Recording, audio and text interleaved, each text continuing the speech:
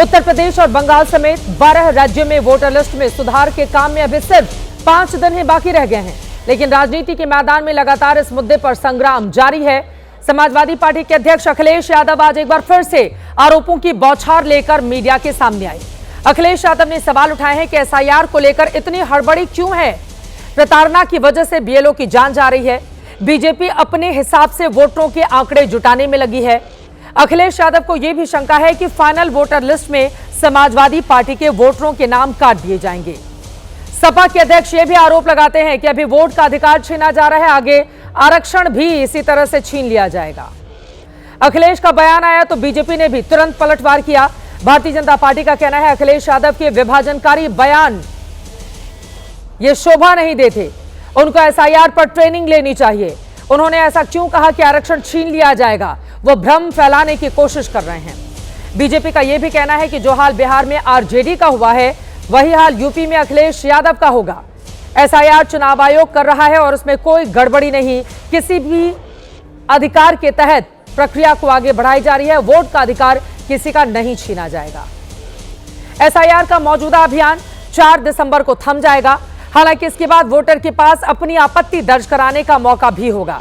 अगर किसी का नाम कट गया है या फिर कोई त्रुटि रह गई है तो उसे सुधारा जा सकता है। जब बिहार में एसआईआर शुरू हुआ था तब भी काफी हंगामा मचा था। हालांकि वहां चुनाव हो चुके हैं और बंपर बहुमत के साथ एनडीए की सरकार भी बन चुकी है। एसआईआर का मुद्दा हो या चुनाव के नतीजे, लंबे समय से लगातार हम देख रहे हैं विपक्ष चुनाव आयोग को कटघरे में खड़ा कर रहा है। सवाल यह है कि क्या यह सिर्फ संयोग है या फिर प्रयोग है। क्या हड़बड़ी की वजह से वोटर लिस्ट में गड़बड़ी हो जाएगी। वोटर लिस्ट को लेकर विपक्ष के सवाल जायज हैं या बेवजह बवाल हो रहा है। तमाम सवालों को लेकर महादंगल में बड़ी चर्चा करेंगे, लेकिन सबसे पहले इस मुद्दे पर आज राजनीति के मैदान पर क्या घमासान मचा है, किस तरह के बयान सामने आए हैं, वो सुनिए।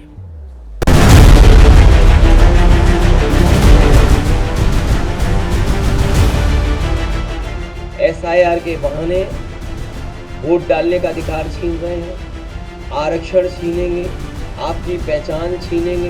ये पूरी सोची समझी रणनीति है कि लोकतंत्र उस देश से खत्म हो जाए।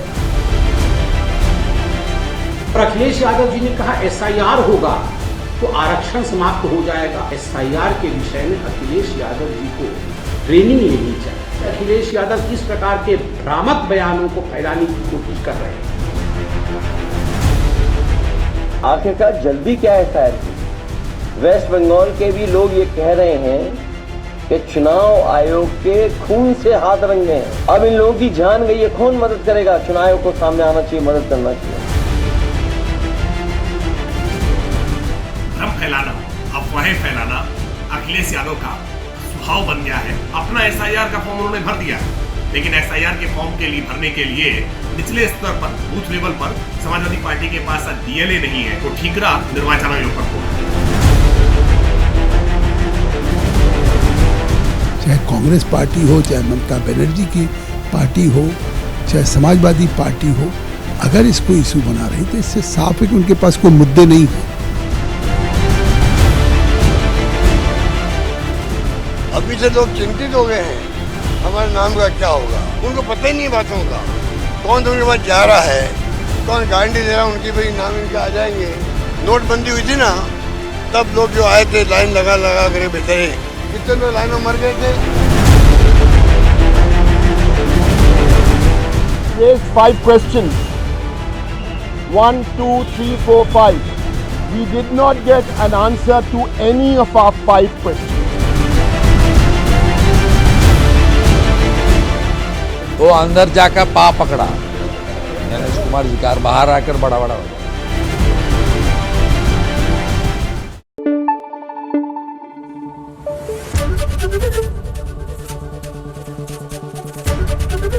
एबीपी न्यूज आपको रखे आगे।